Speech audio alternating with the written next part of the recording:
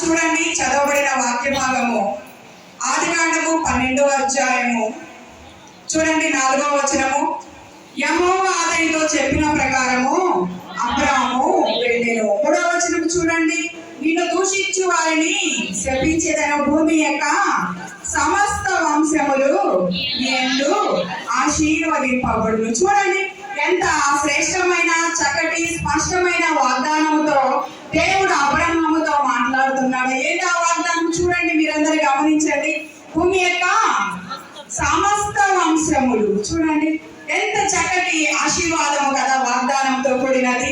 భూమి యొక్క సమస్త వంశములు అంటే అమ్మ ఆలోచన చేయండి. మధ్యాహ్న కాల సమయంలో అబ్రహాము సంతానం ఎవరు? ఇస్సాకు. యూదులు, ఇశ్రాయేలు ప్రజలు కదా.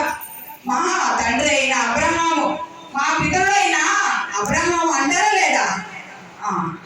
మరి ఇస్మాయిల్